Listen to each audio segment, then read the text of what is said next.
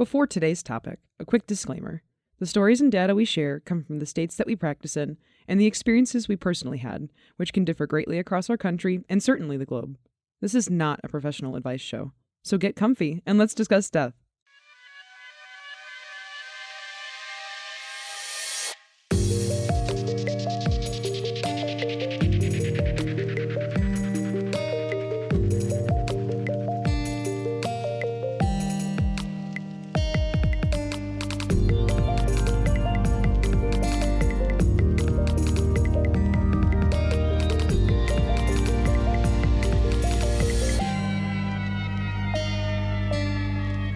Hello and welcome to MortMic, a down-to-earth discussion on death and dying. I'm Jem.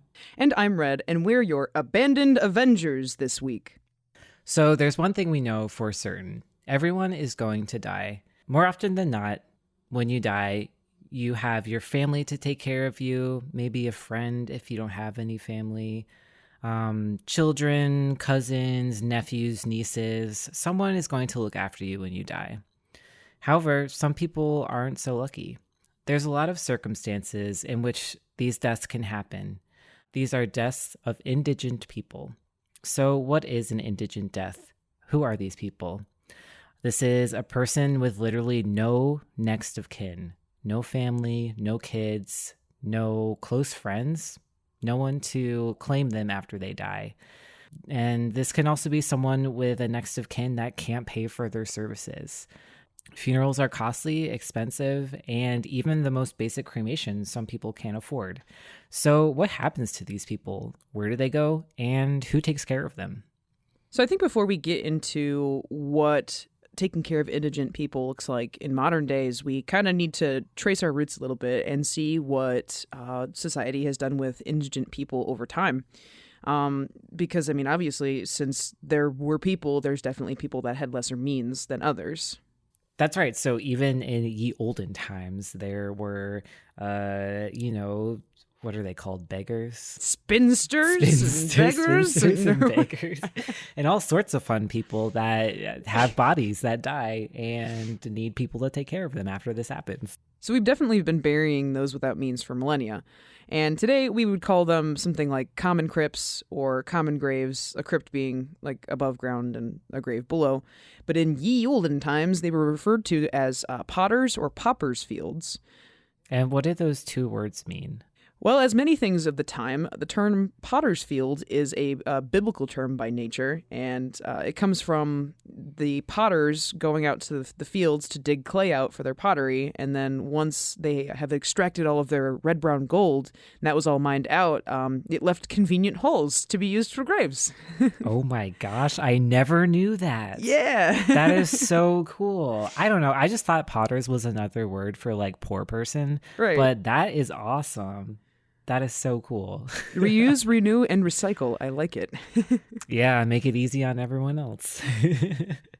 And we all know that paupers is basically like the opposite of like royalty, like a rich person, right? Yeah, Prince and the pauper, as many people may be familiar with that turn of phrase. Mm-hmm. Yeah, so we do know from, things like the Black Plague and anything like this, mass graves were pretty common. There's even, was it Beethoven or Mozart was buried in a mass grave because he didn't have any money. Yeah, let me look. Beethoven. What movie is that? The dog movie? No. Oh, wait. What? It's like, is it Bill and Ted's Excellent Adventure? Oh, yeah, that sounds about right. I've seen that movie a million times, and there's no reason I shouldn't have the immediate answer. Beethoven. They go like back in time. Or it might be one of those. It's one of those. It's probably definitely Bill and Ted's. Yep. It was Mozart. It was Mozart. Oh, that's so sad. So it was... Wait, so he probably was one of the artists throughout time that wasn't super popular back then, and no one really cared until after he died, kind of things. Yeah, you know how it would be with those famous artists and stuff like that. But yeah, he was actually pretty. From my research as a music major, I think I remember that he was pretty poor at the end of his life. He was popular during his time, but I think that he was kind of a party animal and he spent his money frivolously. So I do think, and I don't think that he had any family. I do think, I do know that he was buried in a common grave in St. Mark's Cemetery. And actually, I am unsure if his grave has been actually located. So he is still there today. That's crazy. Things like this were common in the olden days, and they actually have kind of carried themselves to the future. We still do have things like potter's fields that I'm sure you guys have heard of before. Actually, in all fairness, I had never heard of them before I started researching this. Really? Yeah, straight up. Yeah, I mean, you see them in like movies, and I don't know. I remember knowing about them, like Potter's Fields, like when you watch like movies about like CSI, like homeless people like getting murdered or whatever, they're always like, oh, he's going to Potter's Field or stuff like this. And that's what we call the grave sites that we use in the medical examiner's office. I feel like it's kind of like cop talk, Yeah. like it's like Potter's Field is like what you would call the city burial ground. So how exactly does somebody who's indigent get help for their disposition, whether it's burial or cremation? This is something that's especially determined on a city-to-city and a county-to-county basis, so everything that we talk about, as always, might be a little bit different where you're at. Right, we're going to use general terms and general knowledge because every state is different, every county is different, everyone has their own thing going on because these are state-regulated systems.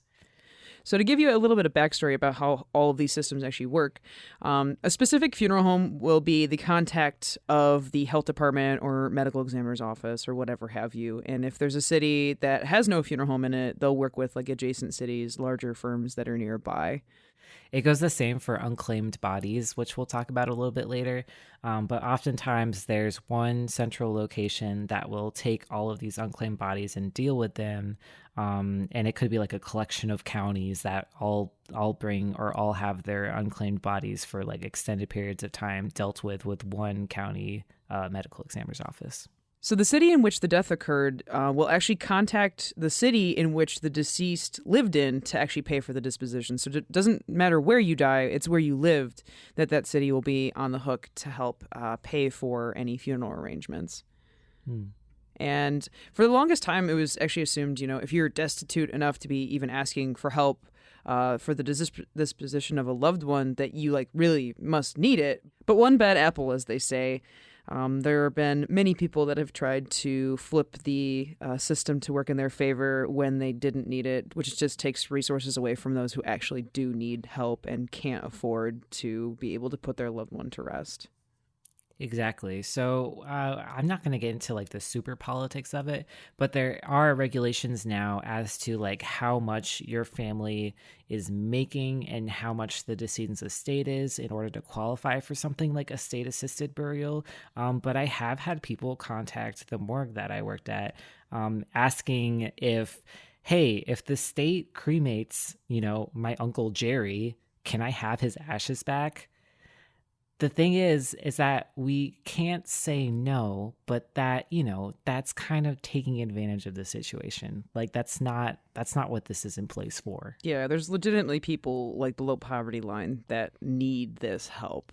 And like if they could, they would, but they can't. So don't be a person that takes food off of someone else's plate and puts it on your own. Because funerals are expensive. Cremation is expensive, even at the lowest cost. I think the lowest I've ever seen, just like a direct cremation, you just get the ashes back, is like $700. And that's even, that's about where I've seen it. But that's a sketchy place. And that's bottom line. But there are families living on minimum wage making, less than $30,000 a year, and they can't afford that. They just can't. And if someone dies, it's usually an unexpected event, so they haven't planned for it. And, what happens to these people? What do they do? So the city will attempt to look into next of kin to even take care of these burial or cremation arrangements. And they'll, like Jem said, will fact check the deceased's means and the family's claims of poverty. So they'll look into the deceased assets to see, what they had that's of any major worth. And then the family themselves, how much money are they making? Mm-hmm. And essentially for many states, People must be near, at, or below the poverty line, and other possible requirements that may be more stringent for people to even get this help. That's true. And being in the morgue, like looking into next of kin is something that we definitely do, that I have done before. And it's usually kind of like a phone tree kind of thing. So say like, oh, like someone died and they don't have any family, but they have a friend, and their friend might know that they have like a second cousin or like a sister-in-law. And then that's where we start reaching out to people, where we start calling out. The police will do this too, but a lot of the times it's left on the death investigators. And it's just kind of reaching out to see, like, will anyone pay for this? Will anyone claim the body? And when, when there's no one, or no one wants to claim the body, that's when these decedents become unclaimed, and that's when they become an issue of the state. This is actually something that I have a huge fascination with, because I don't know what it's like. There must be some cool, like, high-tech database that, like, cops have, right? That they can just type in someone's name and it shows up, like, here are all the people that this person can know. Because, like, the amount of times that I sit across the table from somebody that's like, oh, yeah, Dad, we got, 4 kids, but 2 of them are estranged and 1 moved to Alaska, but we don't have contact with Uncle Jimmy anymore. And I'm just like, there's got to be some database that, like, cops could pull up, right? Like, that's a thing somewhere, maybe? Honestly, I don't recall this being like a common practice. It's usually just like, well, we looked them up and we couldn't find anything. Good luck. And it's like, okay. Nice. Awesome. When you hear about things like genealogy and like, 21andMe, like taking your DNA or whatever, I feel like that's expensive technology. So they're not going to use that for like, Joe on the corner, like, you know what I mean? Right. Like that's never been something I've encountered, where police are like hacking into the database and like trying to find this guy's like third blood relative. I'm in. Like, yeah, it's more often than not like just like who knows who kind of thing. That's crazy. That sounds like actual hell on earth. Anybody who's sat through like a cable phone tree, like, that sounds so bad. Yeah, and the thing is, it's so frustrating when you do find someone and either they're like, no, we don't, we didn't like so and so, like they were mean to us, like we're not going to pay for their funeral. And that's kind of sad. And then second of all, you find like a family member and you call them 12 times and they like never answer you. And it's like, okay, well, yeah, it's, it's family is family. And like, I say this now, maybe I'll change my mind if it ever happens to me. But like, if someone called me and was like, your estranged Uncle Jimmy is rotting away in a morgue, do you want to help? I probably would. I just feel like you got to take care of your own, and there's a lot of people that just don't. And that's true. And I mean, I've had some people like, oh God, I remember this couple. Oh, they were so nice. It was a neighbor of the man who passed away, and he, had been their neighbors forever. He's, single by himself, and he asked them like, hey, do you think you guys would be willing to take care of my arrangements? And they said yes, and it was like one of the most heartfelt like arrangements I've ever made, because it's just like some neighbors that like kind of barely knew the guy and made sure that he was taken care of. And like, yeah, those are the kind of people that if you're a good person that you tend to have people that want to help you. Yeah, that's nice. I think there's also this thing that we're not really going to get into, but it's like probate court. So if the decedent is unclaimed and say they have like a partner that they weren't married to, or like a friend or like a girlfriend or whatever, and this person wants to take care of them, they can go to court to like we talked about how deceased people are pseudo property. So they go to court to like get the rights to take care of the burial and take care of the remains, which is an absolute nightmare working with probate court, because they're supposed to be, kind of quick on the draw with something like this, but they're not. Like they really take their time, just as any other government agency does with anything. So I've had this happen before with like stepchildren who never were officially adopted. And they're like, well, what do you mean? I'm his daughter. And I was like, no, yeah, you're the stepdaughter. Sorry. So they've had to go to probate court for stuff like that. Especially in a state where next of kin like trumps everything. which is, you know, even if this person had like a live-in girlfriend for like 20 years and they never talk to their kids and their kids hate them, the kids are still the next of kin. So they have all the rights, which is just insane, but that's just how it is. It's something that many states have adopted some form of paperwork and legislation for this. And I will bring this up until I'm blue in the face. Everybody, listen to me right now. If you skip to whatever timestamp this is and listen to nothing else in this entire podcast, listen to what I have to say right now. There are paperworks in many states that go by different names, things like funeral representative paperwork, final disposition representative, whatever have you. Basically, it's usually a very short form, 2 or 3 pages, that you just have to do in front of a notary of a person that wishes to have their arrangements taken care of by somebody that's not in the next of kin chain or wants to skip in the chain, and that person that is accepting that responsibility. And you just sign saying, yes, I will handle the arrangements for so-and-so. Yes, I want so-and-so to handle my arrangements. Notarized, you're good to go. So you don't even have to go through this headache. Say even you have 10 kids and you don't want all of them to sign the cremation paperwork. Have one person designated the agent.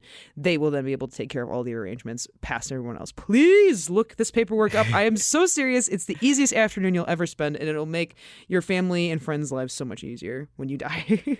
And another reason why this is so important, this is also, listen to me, power of attorney ends when you die. It ends at death. It ends when you die.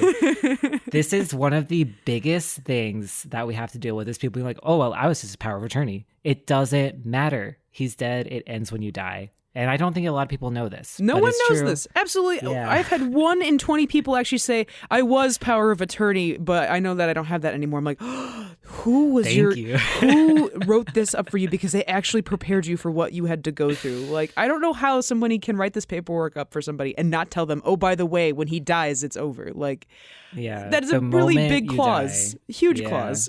It's something we as death professionals deal with, like, almost every shift. I was like, power of attorney ends when you die. Like, it's always. I love the haughty people that will come to the table. It's like, well, excuse me, I'm power of attorney, and I'm just like, and that ends at death. Fight me. It's so true. I cannot say that enough. We got kind of on a tangent, but super that's big important tangent. to know. A very important tangent, nonetheless. So, through all these processes, searching for the next of kin and investigating finances of the family can take weeks. It can take months. It's a huge process. Mm-hmm. And I think that, like, what people think of like an unclaimed body is like, what's the time limit? So is it like, you know, you die and then like a week later you're unclaimed if your family doesn't pick you up? That's not the case. Usually it's much, much, much longer. It varies per state, but I think a general like rough guideline is that if there has been no contact with any next of kin, or if the next of kin can't afford to make arrangements and the deceased is still at the morgue, I think by 90 days is like a good general rough time as to when processes start happening.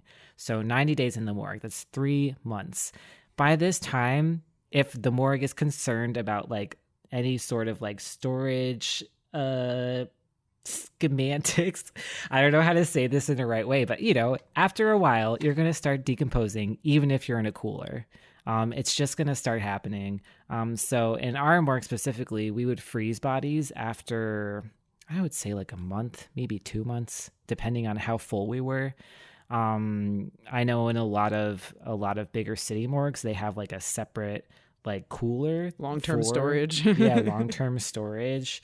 So things like this, like it's, you know, say like on the 89th day, you have a cousin that wants to give you an open casket funeral. Like, it's probably not going to happen. Like, you've been sitting in a morgue for however long. That's a closed casket. Yeah. Things like this. So I would say usually 90 days is when we start to see like a funeral home applying for state burial assistance for this unclaimed person, the morgue's moving forward with that sort of paperwork. So after this 90 days, basically what happens is that the morgue can submit this person as an unclaimed decedent. Usually, then this could vary, but in the states that we've worked in, it's then the funeral home who works with the state on unclaimed cases. It's their responsibility as a representative to apply for state assistance with this person. So now the funeral home is responsible for this person. And this actually could get funeral homes in a little bit of trouble, depending if you accept an indigent case. If you accept an indigent case and the city actually rejects the payment, says they're not going to get involved, and the family says, we hated him, and just ditches, you're kind of like stuck with a body until you can figure out what to do with it. Like I've had nursing homes in the past. Like I was specifically warned when I was on call at my last funeral home. If a nursing home calls and says, oh, come pick up so-and-so, the family wants to use your funeral home, we would absolutely refuse to do it until we talked with the next of kin, because we had some nursing homes that would just pawn off bodies. They didn't have morgues for them. So they would just be like, come get him out of here. And we'd get stuck with a body. Yeah, I can definitely see that happening. In cases like that, that's when you have to call the medical examiner, because Right. the medical examiner is responsible for any unclaimed decedent. But yeah, I feel like that's happened a lot, where they're like, oh yeah, the family wants to use so-and-so funeral home. And then you show up and they're like, oh, well, we haven't really talked to the family. It was just on the paperwork. And it's like, okay, well, we can't just send this body with a poor funeral home. Right, exactly. Without any sort of means to take care of them. But if all the conditions are met and the city does confirm their involvement with these arrangements and will actually help with the payment, they'll reach out to their local funeral home contact, and that's when the funeral home starts to take over with getting paperwork and permits together. A death certificate still needs to be filed. Sometimes contact with the family can be established with the funeral home if we're given like a lead, especially if it's like cremation. We'd still like to try to get the cremation paperwork signed by the family if possible. Otherwise, the law director for the city can instead. At our funeral home specifically, because my funeral home does handle a lot of the indigents in and around our area, because we're a huge city. We have a very large funeral home in a very huge city. And so like we don't allow families to do any like extra viewing or buy merchandise, because the logic is like if you can't afford to be cremating your loved one, the city has to pay for it. Like you're not getting an urn from us. Mm-hmm. Yeah. And like I said before, like that stuff does happen. The thing with the income and everything, it can work out, and the city can pay for this, but then the families might swoop in and be like, oh well, we want this and this and this too. It's like, no, you're like taking resources away from someone who really does need this, and it's not appropriate. Exactly.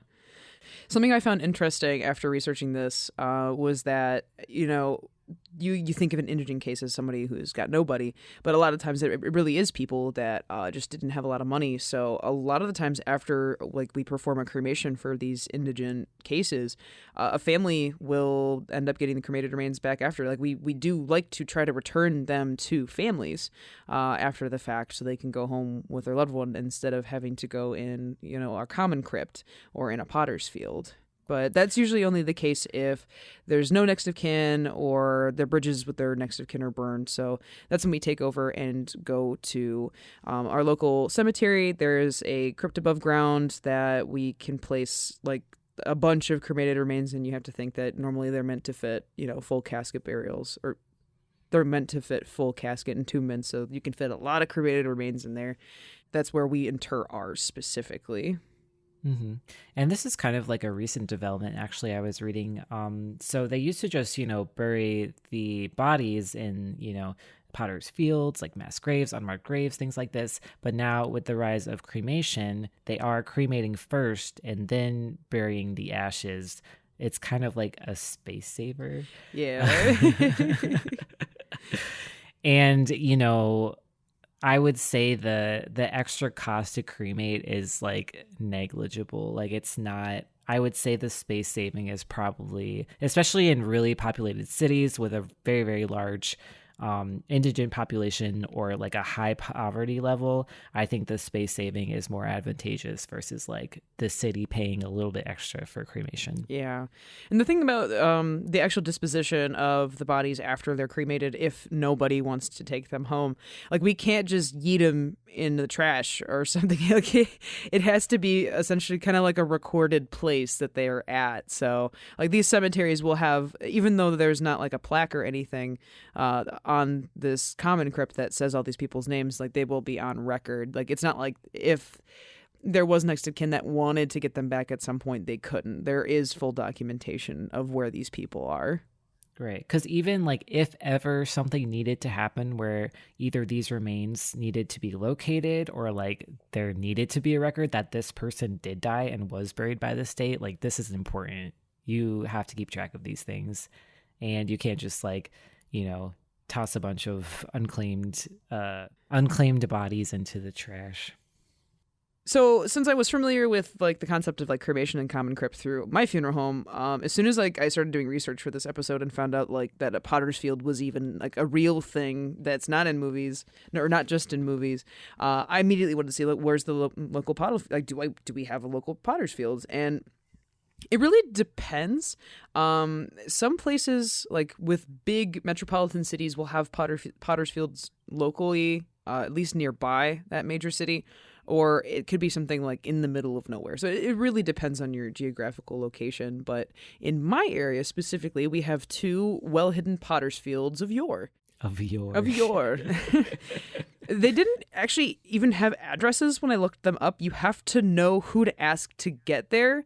And actually, one of the Potter's Fields that is local to me hasn't even been used since the 50s. Like, it's no longer used.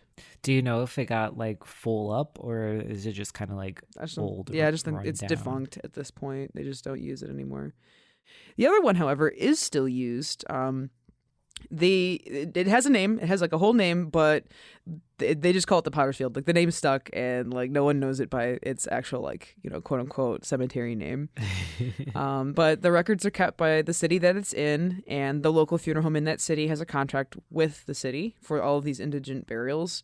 They actually, I guess, stopped doing the full body burials about 12 years ago, and they only now bury cremated remains 12 to a grave. So what we were talking about essentially, just because it is space saving.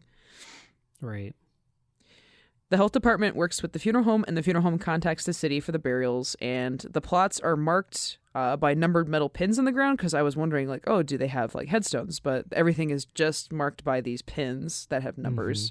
Mm-hmm. And the woman that I spoke to on the phone, she actually mentioned that the families are allowed to pay for their own headstones as long as they leave room for any other headstones that other family members of those in the grave might want to put in. That's interesting. It's always interesting to me, like after the fact, like, oh, Uncle Jerry is in a unmarked grave in a Potter's Field. Let's buy him a $600 headstone. Yeah, like, right. I don't know. More interesting to me, though, is, I mean, yeah, it's hard to find these places. They don't actually have any open visiting hours for people to come and pay respects like other cemeteries, they're usually open until like sundown for people to come pay respects. But that is like not a thing that they have at this Potter's Fields, and I'm sure many others like it. You actually have to set up an appointment with the city to even come visit the graves. And that's not even just like families that want to pay respects, but like anybody, like funeral home otherwise. Actually, as I was looking into this, I thought this was super sweet. So one of our local Catholic churches, they actually have this like pallbearer ministry, which is like, it's a free service to indigent deceased. So if you don't have enough family to like bear a casket to its final place of rest, like this little high school ministry can be called, and they can come, actually assist with services. I've actually called this ministry for just regular cases when I've had families that are much too small, or like next of kin is too old to actively pallbear. So it's a really nice service that they provide to our community. And they actually have a ceremony at this Potter's Field twice a year in memory of the people that have been forgotten, all those lonely souls. And they actually read off the names of all the people buried there since their last prayer service. Oh, that's nice. Yeah, I thought that was a really sweet way for them to kind of connect to these people that might not have had anyone to think about them or say goodbye or pray for them. It's actually estimated that the specific Potter's Field that I've been talking about has 18,000 people that have been buried there in the last 100 years, which is like, that's a lot of people. That is a lot of people. And, you think about like how do these people not have anyone? But then when you see this number and you're thinking about it, like that's really sad, and that's a lot of people who are living in these circumstances. And yeah, like they had to be taken care of. Think about 1,800 unclaimed bodies, going through all that paperwork, going through all those processes. That's literally insane. So, no matter how you've lived your life or where you are in life, when you die, your body needs to be taken care of. There are processes in place for this to happen. It's easy to forget about the people that need this extra care, the people that don't have anyone looking after them. You might not even realize it when you're driving by your local potter's field. So next time you're at the cemetery paying respects to your own family, you might be paying respects next to a crypt full of people that didn't have any family. So maybe give them a thought and some positive vibes, and maybe look into your own cities to see if you have some potter's field nearby and see if there's any ceremonies or celebrations to celebrate them. I think it's a really meaningful way to show some humanity to your fellow compatriots that just didn't have anybody for them. But that's going to be it this week for MortMic. We'd love to connect with you guys on our socials, so like, follow, and subscribe to us on Facebook, Twitter, and YouTube at MortMic Podcast. That's MortMicPodcast. It would mean a lot to hear your feedback, so tell us what you think in a comment and drop us a rating on whatever podcast hosting site that you use. If you have any suggestions on topics you'd like to hear about or some burning questions that you might have on death, shoot us a message at mortmicpodcast@gmail.com. I also want to give a huge thank you to our friend Marson for the use of his song titled Deputies of Death, which he produced just for our show. You can check out his Bandcamp at Marson, that's MARSON, music.bandcamp.com. Thanks, Marson. And be sure to tune in every other week on Thursdays for some more casual discussions on death. Thank you guys so much for listening. This has been MortMic. Bye. Bye.